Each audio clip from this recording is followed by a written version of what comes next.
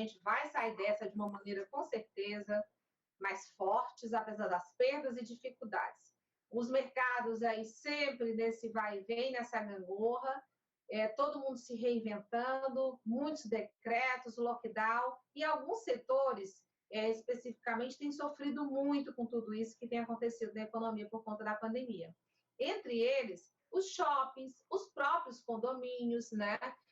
As imobiliárias estão tendo que reinventar aí os padrões de gestão junto aos seus clientes, junto a um público em geral que envolve todos os serviços, né, das empresas imobiliárias. E aí, para bater papo hoje, eu convidei um advogado experiente, ele que é presidente do Secov, que é o sindicato que envolve todos esses segmentos que eu falei, e algo mais, que é o advogado Dr. Pedro Barbosa, que conversa com a gente a partir de agora. Presidente, prazer em recebê-lo aqui para essa live Gente de Negócios.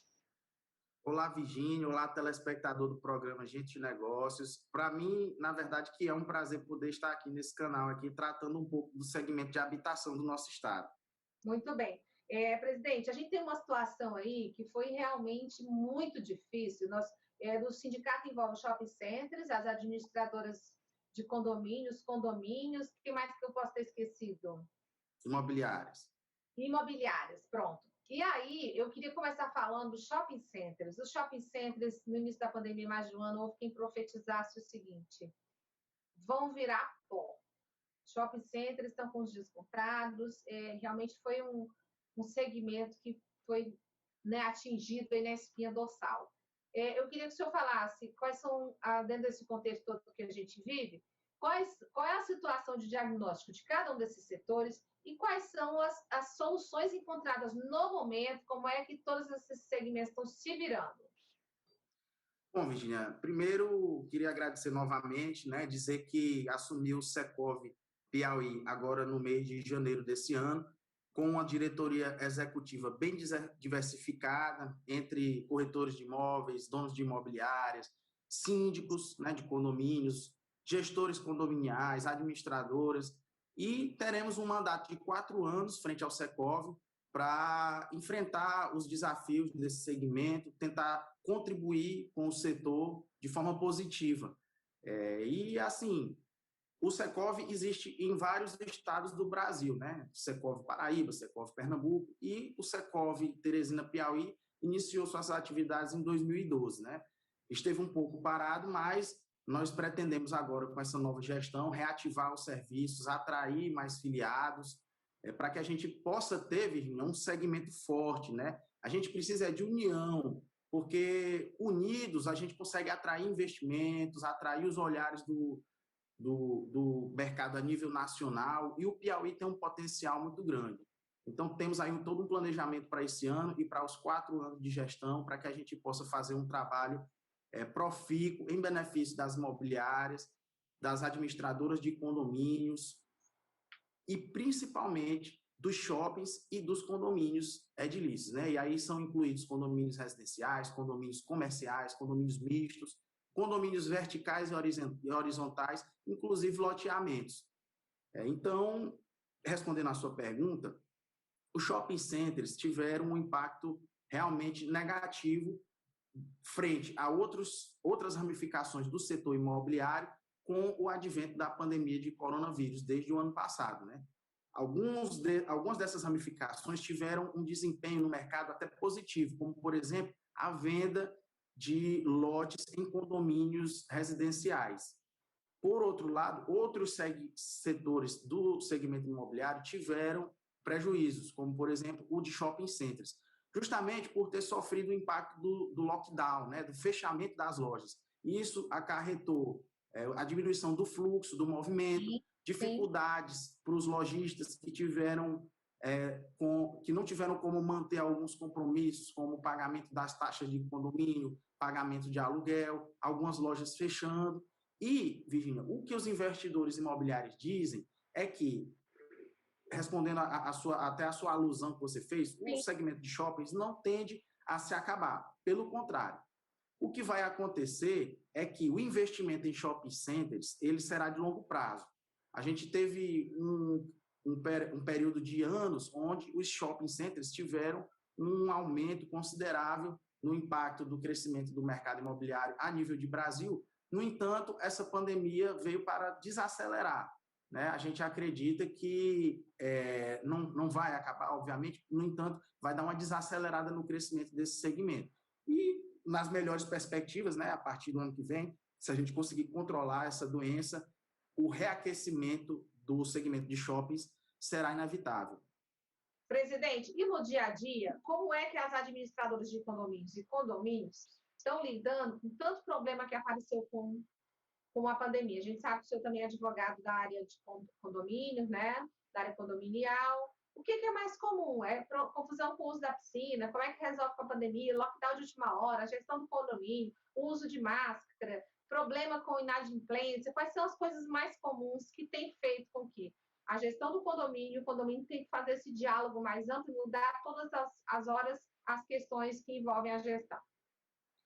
Virginia, com a vinda da pandemia em fevereiro para março do ano passado, veio também uma série de dúvidas, né, que acometeu vários segmentos do mercado. Todos nós, de certa forma, ficamos muito apreensivos com o que iria acontecer. Então, no início, teve um impacto, uma dúvida, algumas coisas não conseguiram andar, as pessoas, por terem que ficar em casa, terminaram ficando estressadas por conta dessa situação, e aí os problemas em condomínios aumentaram, os problemas que já eram corriqueiros, né, como, por exemplo, barulho, vagas de garagem. E com a pandemia se agravaram os problemas comuns, porque as pessoas tiveram que ficar em casa, né? Então, os condomínios que tinham ali uma média de presença de pessoas, acabou aumentando consideravelmente essa média de presença das pessoas nas suas casas, nos seus condomínios. E com isso também surgiram novos desafios e novas dúvidas, né? As administradoras responsáveis por orientar os síndicos, por prestar serviço para os síndicos, tiveram que se desdobrar, se adequar ao home office também e adotar políticas de cuidados sanitários em relação a distanciamento, tiveram que pegar as normas que os poderes públicos vieram a expedir, né, governo federal, governo do estado, município, e poder adequar isso ao dia a dia dos condomínios. Os síndicos também tiveram um trabalho elevado, porque por mais que alguns setores tiveram que fechar, o condomínio ele não é um comércio. Então, ele não se submete a lockdown, ele é a casa das pessoas. Por outro lado, ele emprega, ele tem empregados, ele tem prestadores de serviço. Então, o condomínio, também os síndicos sofreram com a forma de como lidar com essa situação. Muitas verdades hoje, depois de um ano, são absolutas, né? Como o cuidado que a gente tem que ter com o uso de máscaras, com a sanitização dos ambientes, e isso tem ainda hoje sido um desafio, porque as pessoas, de certa forma, no geral, algumas relaxaram, e o que a gente tem observado é que os condomínios, os moradores, no geral, não têm cumprido com algumas regras, né, sanitárias, e isso tem sido objeto de denúncias, e essa é uma dificuldade hoje, no momento. Nós recebemos no Secov o contato da Divisão de Vigilância Sanitária da Secretaria de Estado de Saúde do Estado do Piauí, da Gerência de Vigilância Sanitária do município de Teresina, né, informando que houve um aumento dessas denúncias. Mas nós, no Secov, fizemos uma campanha para poder reforçar essas medidas, né, em relação também a áreas comuns. Os condomínios e os gestores condominiais tiveram que se adequar, implantar medidas, protocolos personalizados para cada condomínio, Virgínia, porque cada um tem sua realidade. Você tem condomínio de 12 apartamentos pequenos que não tem piscina, e você tem condomínios de casas gigantes, com área de lazer, com sauna, com uma série de serviços, né? Então, os condomínios precisaram mais do que nunca de suas assessorias, tanto administrativas como assessorias jurídicas, para poder elaborar protocolos adequados ao que as autoridades de saúde estavam exigindo. Muito bem, vê que o senhor é bem conhecedor da realidade do dia a dia de todo esse pessoal, né? Presidente, e nos shoppings? Como é que está sendo o dia a dia de um shopping que o lockdown é avisado com um dia de antecedência?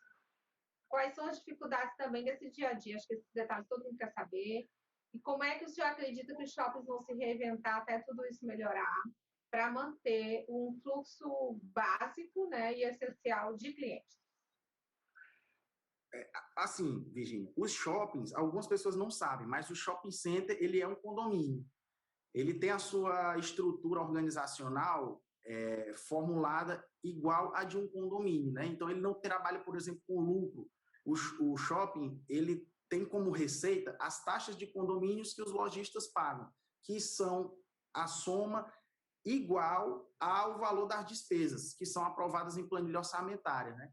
Então, as dificuldades que os condomínios enfrentam, que a gente citou aqui, os shoppings também tiveram as mesmas e algumas dificuldades agravantes, que é o fato de ser um ambiente que não é residencial, é um ambiente comercial.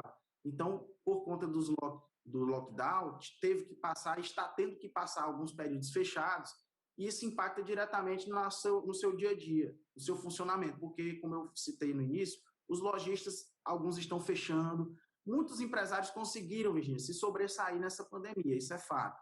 Mas, no geral, as pessoas têm tido dificuldade. Um segmento do setor de habitação, do setor imobiliário, por exemplo, assim como shoppings, assim como condomínios, é a locação. Então, o lojista, tendo dificuldade de venda por estar com o seu negócio fechado, ele não consegue cumprir com o pagamento do seu aluguel. Aí entra as imobiliárias, né? Então, esse também foi um problema que foi enfrentado, foi a falta de capacidade financeira de cumprir com o pagamento dos aluguéis. Isso gerou o quê? Parte, né? Isso gerou né? Inadimplência de aluguel, né? Tem a inadimplência de condomínio também, que no ano passado teve 2 meses que foram críticos, foi março, abril, 3 meses, julho, mas a gente, no nosso negócio, pelo menos, conseguiu controlar essa inadimplência do condomínio.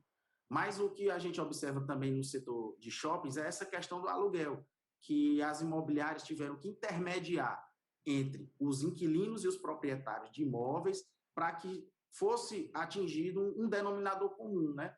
Para o dono da loja, para o dono do imóvel, ele quer receber o seu aluguel integral, mas ele teve que ceder um pouco, conceder um desconto maior, para que não ficasse sem inquilino e perder, consequentemente, sua renda, né? O inquilino também, diante da dificuldade, teve que usar da imobiliária para poder intermediar, e isso foi um problema para os shoppings, na medida em que diminuiu a sua receita de condomínios, de taxas de condomínio. Compreendo, sim. Olha, são muitos desafios, são segmentos realmente delicados, tem uma interseção entre eles, mas o mercado tem se mostrado muito resistente, né, doutor Pedro? E muito resiliente e tolerante para as coisas poderem dar certo. Vamos aguardar os próximos capítulos. A gente tem a mensagem positiva de que vem vacina e que até o final do ano a gente está numa situação melhor no mundo inteiro, né? Porque a reinvenção nossa do cotidiano, do dia a dia, da economia, tem se mostrado realmente merecedora de aplauso para as famílias, para os empresários, para todo mundo. Tirando os políticos, a população em geral, seja empresário, seja gente do povo, está todos de parabéns. Não é isso, doutor Pedro? Verdade. Queria agradecer ao presidente do Secov pela entrevista e pelos detalhes aqui no Gente de Negócio. Muito esclarecedor. Até a próxima. Eu agradeço, Virginia, agradeço ao telespectador, obrigado pela oportunidade e quero aqui convidar os condomínios, as imobiliárias, os shoppings a se filiarem ao Secov e somar esforços, né, na busca por um segmento imobiliário mais forte, mais robusto e com oportunidades para todos, porque as oportunidades existem. Muito bem, muito obrigada e até a próxima. Obrigado.